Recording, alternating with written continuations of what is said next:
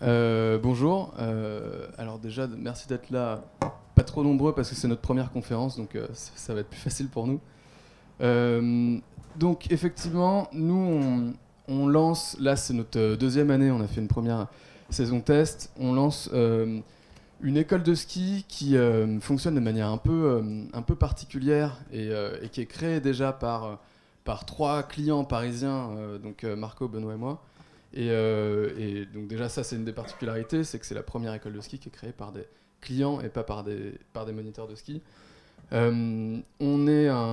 particularité aussi parmi les gens que vous voyez aujourd'hui, c'est qu'on a un projet qui est encore jeune, donc on va pas forcément parler de notre marque parce qu'on n'a pas encore une marque très forte, mais on va plutôt s'attarder sur la façon dont on a développé sur la base des principes de la DNVB notre modèle et qui fait qu'aujourd'hui on est suivi par pas mal d'institutions. Donc on est encore dans deux incubateurs, là, un à Paris et un à Annecy. On est aussi soutenu par la région. Là, on vient d'obtenir des nouvelles subventions hier. Donc ça fait plaisir, on est super content. Et on est aussi suivi et on travaille en partenariat avec l'ESI. Et l'ESI, c'est le concurrent principal de l'ESF. Donc c'est un regroupement de moniteurs et de syndicats qui a pour vocation justement un peu de challenger le monopole de l'ESF. Donc ça s'inscrivait totalement dans cette dynamique-là, mais eux n'ont pas forcément la capacité digitale ou la connaissance du web et du digital pour pouvoir se donner les moyens de faire autrement. Donc l'objectif de la présentation, c'est de vous partager comment une DNVB peut être performante dans un secteur de service et challenger un acteur qui est installé depuis super longtemps et qui travaille, qui a un peu toujours travaillé de la même manière, et dans un secteur où aujourd'hui encore, tous les challengers, tous les concurrents utilisent les mêmes outils et utilisent les mêmes principes que le monopole actuel. Donc voilà, on va vous détailler un petit peu l'origine de l'idée, les différents points. Et voilà, ce qui est intéressant en tout cas aujourd'hui pour nous, c'est aussi d'en discuter, mais c'est d'expliquer comment ce qui fait que les DNVB marchent dans la mode ou dans le retail, mais en tout cas sur des produits, peut être applicable à d'autres secteurs et peut-être très applicable au service. Et ça peut nous permettre de développer des avantages concurrentiels importants. Alors juste pour se replonger un tout petit peu rapidement dans le marché français des cours de ski. Donc en gros, ce dont on ne se rend pas forcément compte en France, c'est que la moitié des journées skieurs, donc la moitié du marché, il est dans les Alpes. La moitié du marché des cours de ski dans le monde, c'est les Alpes. Et dans les Alpes, il y a la France juste devant l'Autriche. Donc on est vraiment au cœur de ce secteur-là. Et ce secteur, il y a eu assez peu d'innovation dedans aussi parce que c'est un peu à la France de porter cette innovation. S'il y a un pays qui doit le faire, c'est un peu eux. Il y a les États-Unis devant, mais qui sont en fait qui fonctionnent de manière un peu particulière avec des concessions privées donc ils donnent l'exploitation de tout le domaine, et y compris de la possibilité de faire des cours de ski à un acteur privé. Et du coup, l'acteur est sur sa station en situation de quasi-monopole. Donc on a un peu le même système, et on a pas mal regardé ce qui était fait un peu à droite à gauche, et on a noté assez peu d'innovation, assez peu de transformation, en tout cas aucune transformation profonde du modèle. Et dans le marché français, donc c'est à peu près le sport d'hiver, c'est à peu près 400 millions d'euros par an. Donc il y a quand même un vrai marché derrière. 70% de ces revenus-là sont générés par les cours de ski. Et dans le marché français, c'est encore ultra concentré en Savoie et en Haute-Savoie. Donc il y a une vraie possibilité, en tout cas quand on veut faire quelque chose de nouveau, de s'implanter géographiquement au cœur de cet écosystème-là, quoi. Donc nous, notre vision du ski, avant de s'intéresser aux cours de ski, c'est plutôt ça. C'est-à-dire qu'on est passionné de ski et de snowboard depuis un moment, mais c'est vrai que les cours de ski, pour nous, ça date. Et c'était il y a une vingtaine d'années, donc on n'avait plus trop de notion de ce qui s'y passait. Et récemment, on a un ami nicaraguayen qui est venu en France en janvier, et voilà, à qui on voulait faire absolument découvrir le ski, et qui est un peu casse-cou, qui aime bien tester des nouveaux trucs, donc c'était parfait pour lui. Et ça nous a permis de nous replonger un petit peu là-dedans, et on s'est rendu compte très rapidement qu'en fait ça avait pas changé depuis 20 ans, quoi. Depuis la dernière fois, il y a littéralement 20 ans pour moi que j'avais pris des cours de ski, c'était exactement le même processus et la même galère, parce que quand on va au ski pour la première fois, faut choisir ses habits. Lui en plus il fait 1m98, il fait du 51, donc c'est pas simple. Faut réserver son truc, enfin le billet est cher, faut réserver son forfait, t'as même pas forcément la notion du forfait avant. Donc voilà, prendre son matériel, etc. Et le cours de ski ça vient à la fin. Donc c'est déjà suffisamment galère au début, et à la fin t'as encore un truc auquel il faut faire gaffe, tu connais pas le truc, c'est un petit peu difficile. Donc lui il est passé par là, on est allé un peu sur le front de neige, on a vu qu'il y avait la queue à l'ESF comme d'hab, parce que quand t'arrives le samedi pour faire du ski le lundi, c'est tout le monde qui fait un peu ça. Donc on s'est dit bon bah vas-y, on verra plus tard. Plus tard les numéros qui étaient sur les flyers étaient pas dispo, parce que les gens étaient plus dans les shops, dans les agences. Et après on finit quand même par voir, mais pour l'instant c'est vraiment pas optimal, par réserver en ligne via une petite école qui misait justement là-dessus, quoi. Voilà. Après, tout au long du cours de ski, il y avait plein de petites choses aussi qui nous ont interpellés. Lui, il est très Instagram, il aime beaucoup partager ses photos, etc. Par contre, il voulait pas prendre son téléphone parce que, comme je le dis, il est assez casse-cou, il est beaucoup tombé. Et il voulait pas casser son téléphone, que tout simplement. En plus, il fait froid. Enfin, je veux dire, c'est juste pas pratique, surtout quand tu débutes, t'as pas que ça à faire d'enlever tes gants, etc. Donc voilà, c'est un des trucs. Donc il a fini par demander au moniteur, ça s'est fait, mais c'était un peu compliqué, etc. Et donc il y a plein de petits trucs comme ça qui font qu'on s'est dit qu'on pouvait améliorer les choses. Un autre truc, c'est l'après-midi, on voulait aussi prendre le relais, parce que souvent, quand il y a quelqu'un qui accompagne la personne qui fait des cours de ski, et prend le relais l'après-midi du cours qui a été fait le matin, et doit savoir un peu où il en est. Et puis quand t'es débutant, en fait, tu notes pas les trucs, tu sais pas trop comment expliquer, c'est la première fois, donc tu suis le prof. Et là aussi, il y a de la transparence à apporter là-dedans pour qu'il y ait une vraie continuité, quoi. Et du coup, on s'est un peu intéressé, donc ça fait un peu plus d'un an maintenant là qu'on s'intéresse vraiment de près à tout ce qui est fait, et à tout ce qui marche, et à tout ce qui est consommé dans le ski, et dans le cours de ski en particulier. Et grosso modo, il y a encore un monopole ou un quasi-monopole. L'ESF aujourd'hui, c'est 85% des parts de marché. Donc c'est quand même quasiment que eux. Et ils ont 17 000 moniteurs. La deuxième plus grosse école, elle en a 500. Donc il n'y a vraiment pas de challenger, quoi. Il y a un trou, et c'est étonnant. Donc on s'est rendu compte assez rapidement que c'était un modèle qui était ultra verrouillé d'un point de vue politique. Eux, en gros, il y a une quarantaine de maires de stations ou de villes dont dépendent les stations qui sont aussi directeurs de l'ESF. Donc quand on implante une nouvelle école, il faut faire face à ce poids-là, et à cette politique qui est super verrouillée. C'est aussi une marque, enfin voilà, c'est des Savoyards, c'est une ambiance particulière, c'est une marque qui est assez déconnectée, ou en tout cas c'est un milieu qui est assez déconnecté de ses clients. Parce que les gens qui font les écoles de ski, c'est pas des citadins, c'est pas des gens qui ont l'habitude d'utiliser des smartphones, etc. C'est pas pareil que de vendre une marque de fringues dans la ville où les gens consomment ta marque de vêtements. C'est vraiment, il y a vraiment un monde et un vrai écart entre les deux. Et ça, on l'a vraiment constaté en allant voir même nos moniteurs et autres, même s'ils s'en rendent compte, mais en tout cas, c'est vraiment comme ça que ça marche. Allô? Ok. Pardon. Donc voilà, et voilà, notre but c'est de reconnaître aussi ce qui fait la force de l'ESF. C'est aujourd'hui un acteur qui est hyper connu, qui est hyper reconnu à l'international.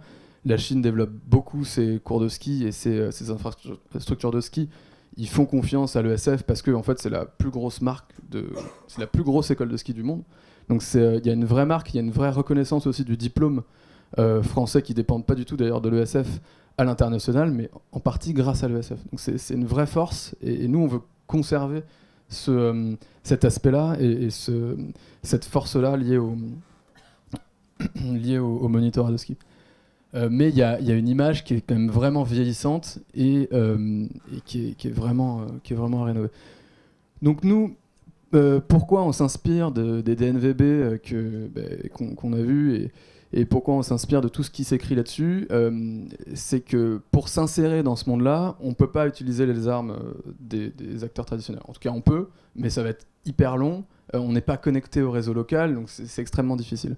On peut contourner le problème en mettant en place et en structurant notre entreprise de manière différenciante sur à peu près tous les aspects de ce qui fait une école de ski aujourd'hui.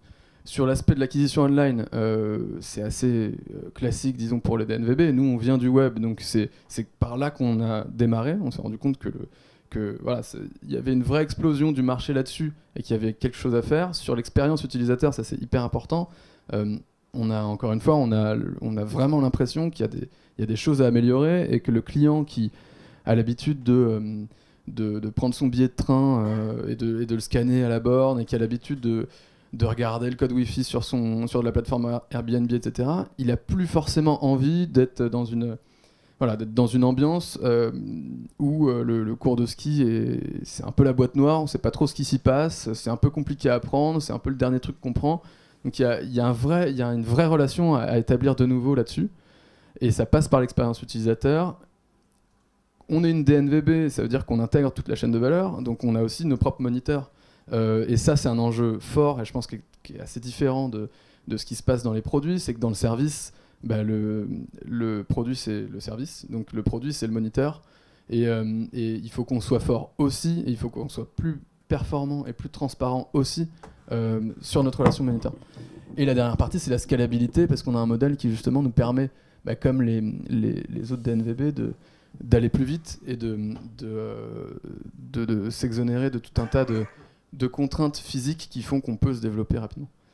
Donc ouais, sur la partie web, en gros, l'augmentation, alors ça c'est nos chiffres parce qu'il n'y a pas de chiffres dessus, mais c'est vraiment un minimum. Les chiffres de vente sur Internet explosent littéralement. On a ça va à une vitesse vraiment, vraiment folle. Il y a un acteur qui est un comparateur, donc il y a un nouveau type d'acteur qui arrive, qui est arrivé depuis 2 ans. Ça va être sa 3e saison là. On a déjà des écoles de ski secondaires qui font plus de 30% de leur chiffre d'affaires via eux, alors que ça n'existait pas il y a 3 ans en France. Donc il y a une vraie explosion. Après, le business de comparateur, donc de marketplace pur et de pure player, c'est un business qu'on a regardé, mais qui n'est pas forcément hyper intéressant pour nous. En tout cas, les marges sont assez faibles, donc c'est vraiment de la comparaison, du je casse les prix et un business de marge faible. Et les écoles traditionnelles en face, c'est un business ultra saisonnier, donc elles n'ont pas forcément le temps ou les compétences de mettre en place ce qu'il faut pour faire une école de ski qui se vend bien en ligne.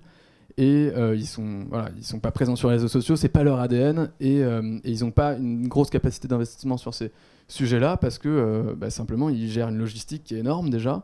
Ils gèrent souvent aussi du matériel, ils gèrent leur agence, leur secrétariat, etc. Donc c'est difficile pour eux d'avoir la capacité de le faire correctement.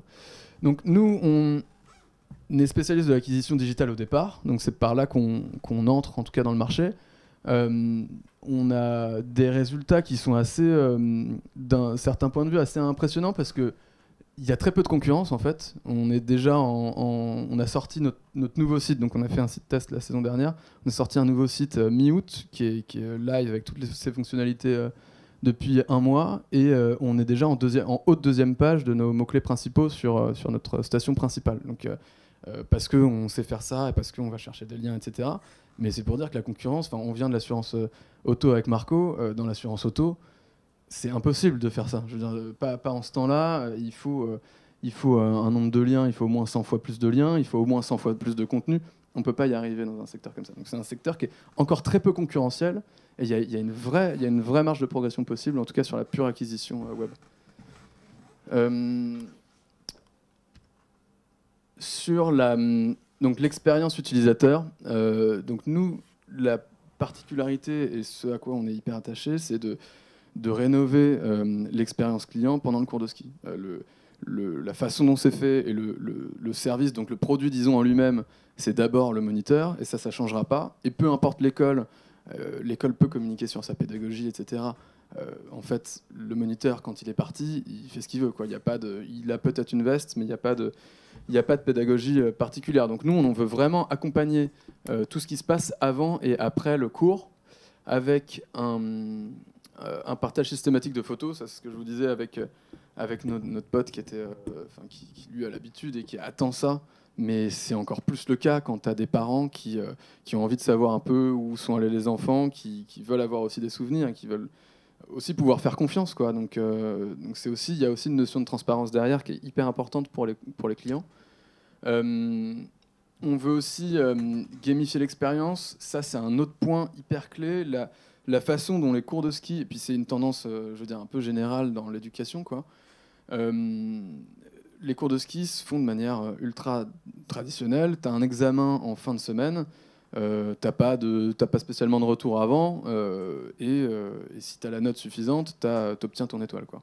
Et puis sinon, tu repasses l'année prochaine ou quand tu peux, quoi. Nous, ce qu'on veut faire, c'est de rendre l'expérience plus engageante, plus motivante pour les clients et pour les élèves.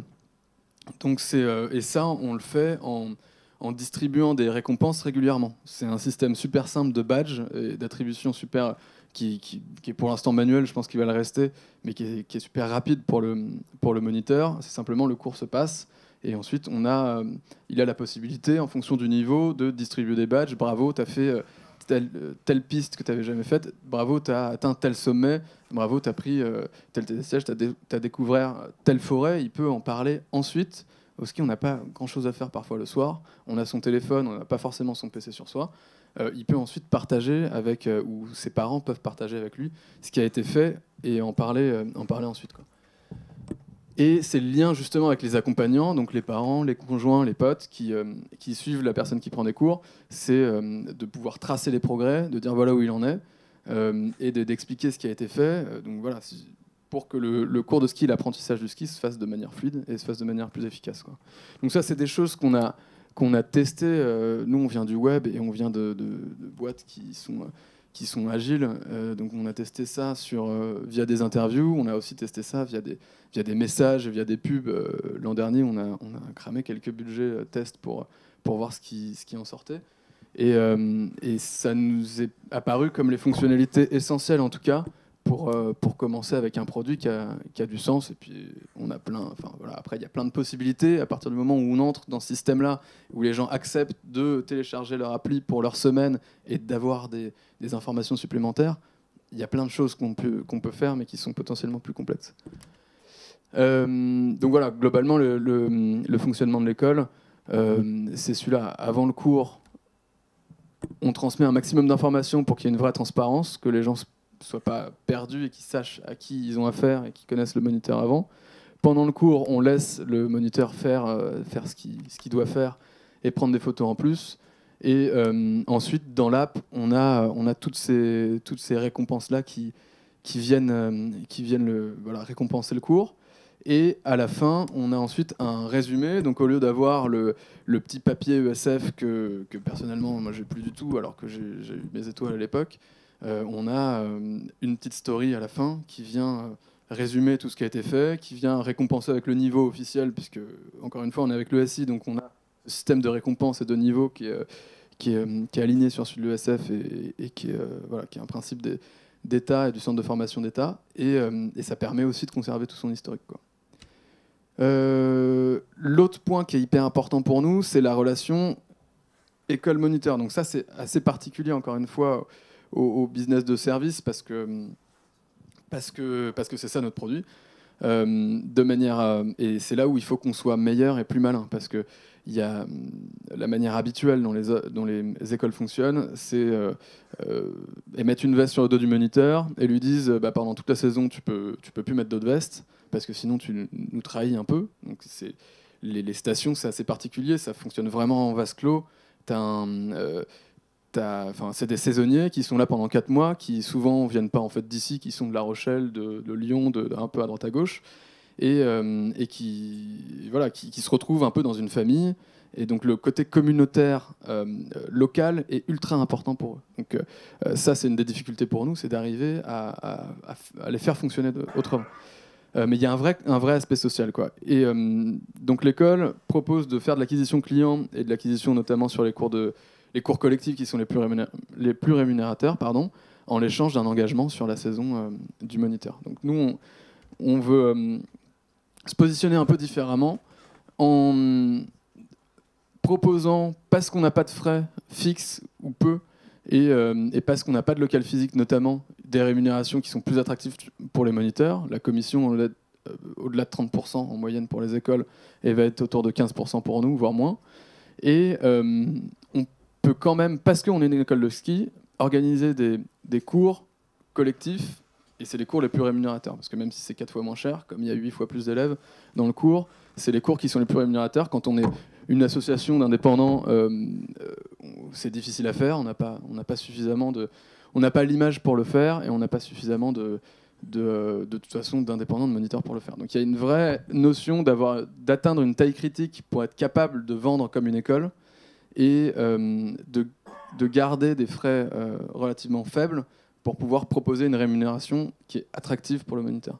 Donc de ce point de vue-là, on a une vision qui est assez différente, et on pense vraiment que l'école de ski va se modifier, et que plus ça va aller, plus les indépendants vont avoir la capacité, c'est déjà de plus en plus le cas, à se fournir d'eux-mêmes via les cours privés, mais ils vont continuer à devoir passer via des écoles pour avoir des cours rémunérateurs.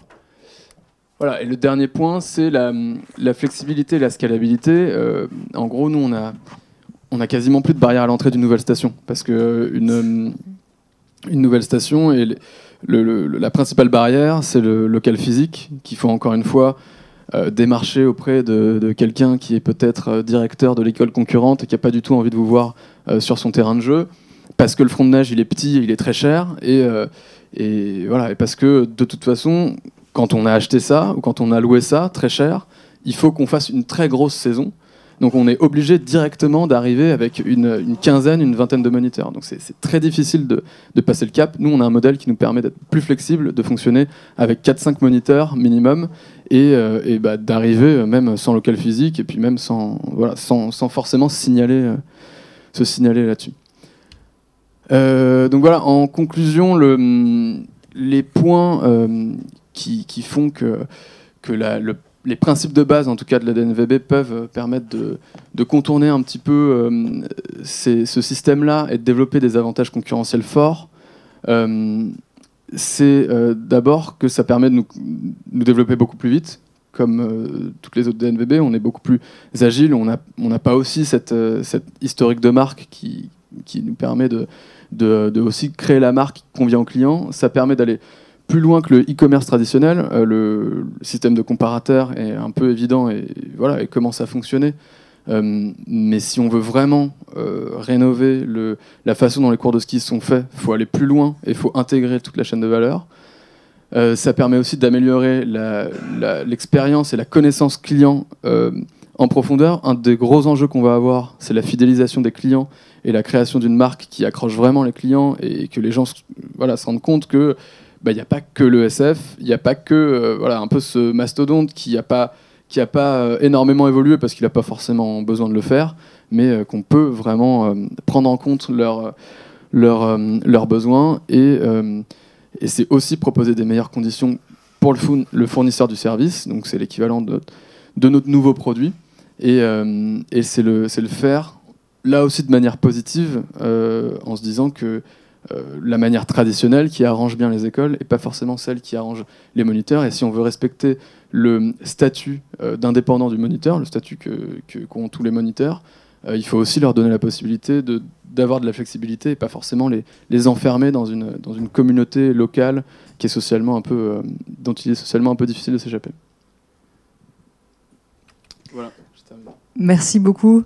Florent, on peut vous applaudir, ouais. Et bon courage pour l'aventure. On peut prendre quelques questions, si vous en avez. Moi, j'en ai peut-être une. Mais...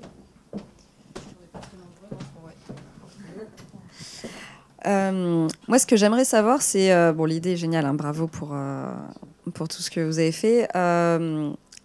Quelle est la stratégie un peu pour une fois que le client rentre de ses vacances, parce que évidemment c'est un business très saisonnier. Est-ce que vous avez une stratégie de com pour entretenir la relation avec ses clients, ou est-ce que la personne met son app en sommeil et vous espérez qu'elle revienne l'année prochaine Alors ouais, effectivement c'est un vrai point auquel on fait attention et effectivement on va pas pouvoir et puis on n'a pas intérêt à communiquer tout le temps pendant toute l'année. Parce que c'est juste un business ultra saisonnier. La personne elle vient une fois au ski, voire deux max, et pas plus. Donc elle n'a pas besoin d'être harcelée. Par contre, ce qu'on perd pas, c'est la connaissance du client. C'est ce qu'il a fait exactement, c'est comment il a obtenu son niveau, avec qui, sur quelle piste il est allé. Donc ça veut dire que au début de saison d'après, quand il a de nouveau le ski en tête, on peut lui faire des coms ultra ciblés et on peut lui proposer des choses ultra ciblées. Et comme à terme, et c'est le sens de notre partenariat avec le SI, on veut être sur beaucoup de stations en même temps, en France, c'est aussi lui proposer d'aller sur d'autres stations. C'est aussi pouvoir faire ce que les écoles aujourd'hui ne savent pas faire, c'est pouvoir faire du cross-sell entre les stations. Parce qu'aujourd'hui, les écoles, même ESF, sont ultra cloisonnées et c'est un directeur qui gère sa base client, l'autre directeur qui gère l'autre. Là, c'est vraiment... mais pour répondre clairement à ta question, il y a une vraie rupture dans la com. Et après, c'est reprendre l'opportunité avec les premières neiges, avec les vacances de la Toussaint, etc. De recommuniquer et de recommuniquer de manière plus efficace parce qu'on est cross-sell, parce qu'on est cross-station et parce qu'on a une connaissance client qui est beaucoup plus fine que ce qu'ont les autres écoles, quoi.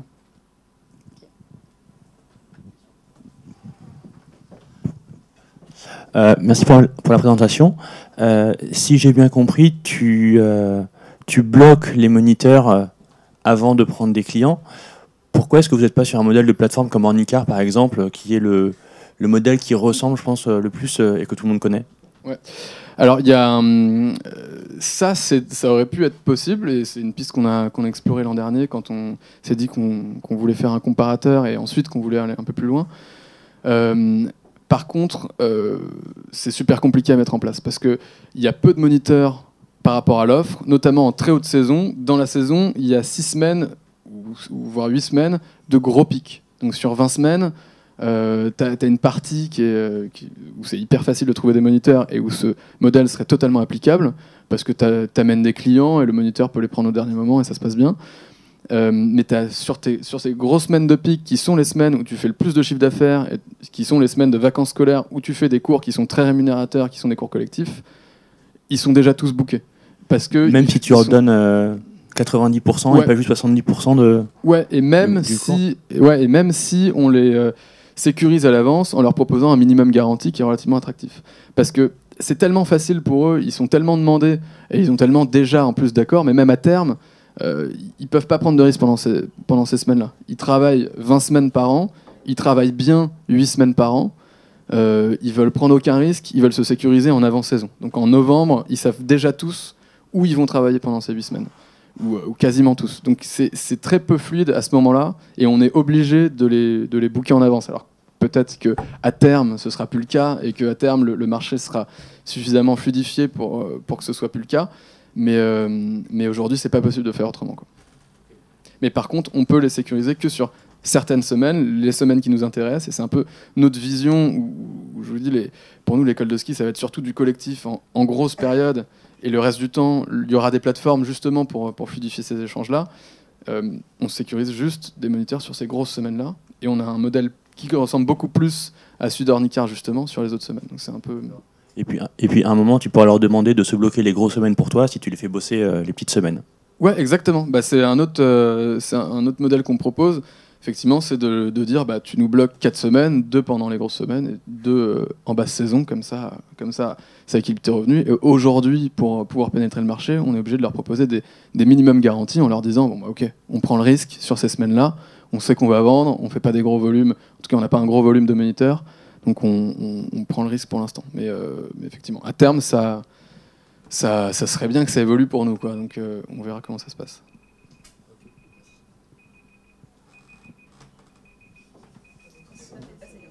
Ouais. Vous avez une question, non? Ah bah, non, je sais pas, je croyais que vous aviez tant avec moi. Ouais. Mais, oui, bonjour. Est-ce que vous envisagez à terme de faire des partenariats avec des deals avec des chaînes hôtelières, par exemple? Ouais, totalement. On sait que c'est quelque chose qui manque cruellement. En France, mis à part l'UPCPA et le Club Med, qui sont dans des registres complètement différents, il n'y a pas grand-chose. Et il y a sur le marché beaucoup de gens qui...